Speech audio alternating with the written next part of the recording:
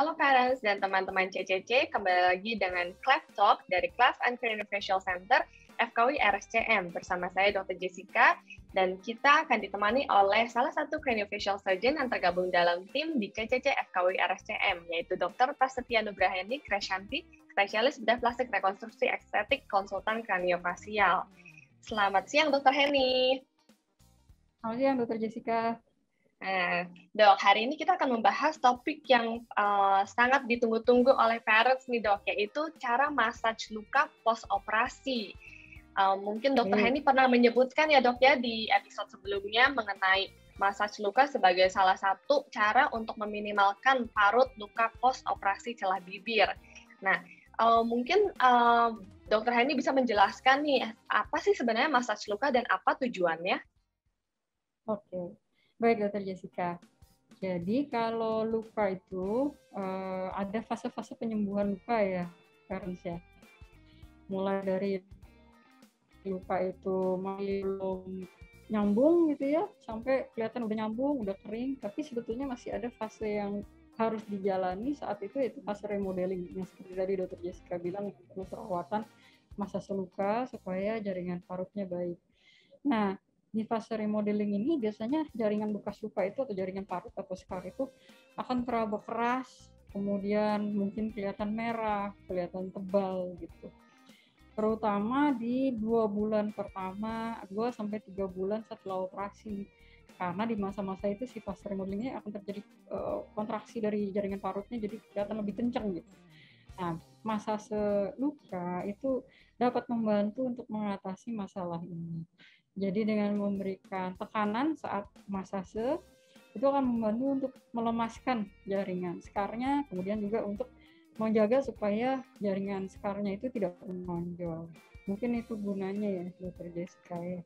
Nah, mungkin untuk secara aplikatif, Dok, bagaimana sih cara massage luka yang baik dan benar? Pada prinsipnya adalah kita menekan, biasanya kita pegang pakai jari telunjuk di bagian dalam bibir, kemudian jari jempol di bagian luar bibir gitu, atau kebalikannya bisa juga, sampai nanti di kuku. Ini kan kuku kita kan normalnya warna pink ya, Dr. Jessica. Kalau kita kasih tekanan kan terus dia jadi berubah jadi pucat gitu ya. Nah, seberapa keras sih masasnya yang kita perlu kerjakan? Ya itu tadi, sampai yang tadi kukunya pink itu sampai berubah jadi pucat gitu, jadi putih.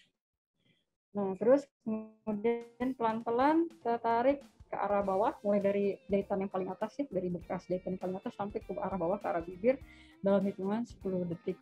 Dan itu dikali 3 kali atau 4 kali setiap kali. Jadi 3 kali 10 detik pagi, 3 kali 10 detik siang, 3 kali 10 detik malam. Terus jangan lupa untuk memberikan semacam moisturizer atau minyak gitu ya, untuk memudahkan saat melakukan massage gitu, Dr. Jessica. Baik, dokter. Nah, kalau untuk massage luka ini kira-kira berapa hari atau berapa minggu setelah operasi sebaiknya dimulai dilakukan, Dok? Oke, jadi jangan buru-buru parent ya. Kadang-kadang kita terlalu semangat gitu ya, semangat 45. Begitu habis operasi langsung kita kerjakan. Kan masih ada benang-benangnya ya. Terus juga biasanya habis kita angkat jahitan, ada tempat bekas benangnya itu masih berah gitu. Jadi sebaiknya jangan dikerjakan langsung juga setelah angkat jahitan. Biasanya kalau di CCC kita menganjurkan 1 minggu setelah angkat jahitan, baru kita mulai massage parut ini. Sampai berapa lama? Sampai fase remodeling selesai. Sampai skarnya sudah stabil, sudah matang. Nah, itu tanda-tandanya apa tuh skar yang sudah matang? Skarnya sudah nggak merah lagi. Kemudian kalau diraba sudah lunak.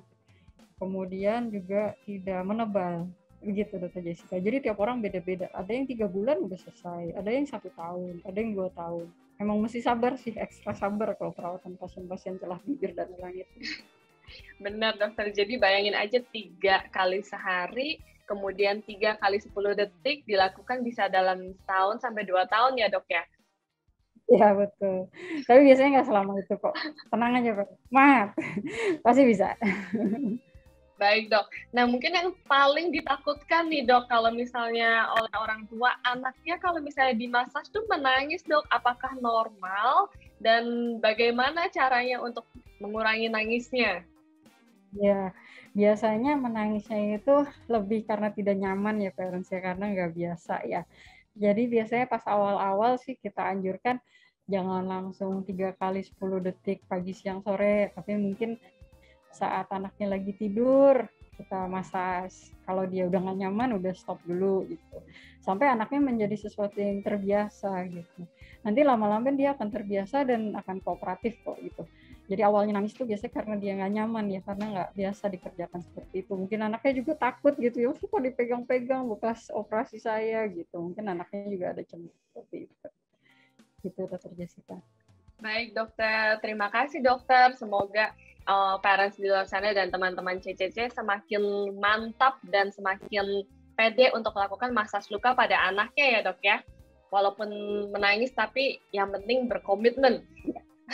Semangat. Semangat. Baik dokter, terima kasih atas waktunya. Kita bertemu di lain episode dan kesempatan untuk para parents dan juga teman-teman CCC semuanya. Selamat siang dok. Ya, terima kasih Dr. Jessica.